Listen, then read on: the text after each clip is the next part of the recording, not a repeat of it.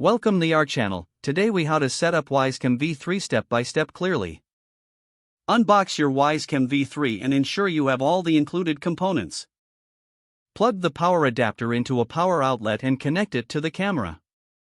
Download the Wyze app from the App Store or Google Play Store. Open the Wyze app and create a new account or log into your existing account.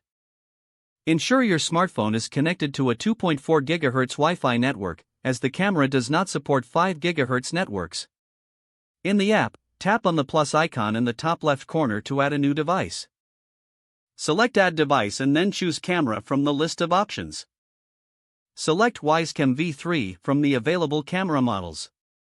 Follow the on-screen prompts to start the setup process. When prompted, press the Setup button on the camera until you hear a voice prompt.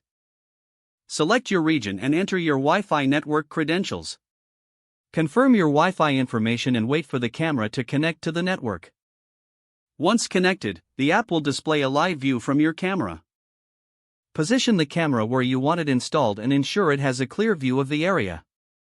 Secure the camera using the included mounting hardware if you plan to install it permanently.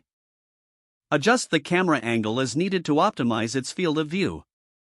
Explore the settings in the app to customize your camera alerts, recording options, and more. Your Wyze Cam V3 is now set up and ready to use. If the page does not load, refresh the browser or make sure you are using the correct email address, then retype it carefully to avoid small typos. If your password is not accepted, use the reset option and create a new strong password you can remember. Check your spam folder for verification or security emails, then complete any requested confirmation steps.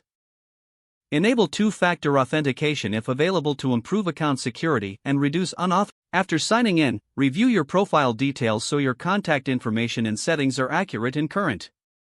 If you see an error message, note it down and try again after restarting your device and internet connection. Log out when you finish, especially on shared devices, to keep your account and payment information secure. If the page does not load, refresh the browser or try again in a private or incognito window. Make sure you are using the correct email address, then retype it carefully to avoid small typos. Don't forget to like this video and subscribe to our channel for more step-by-step tech guides.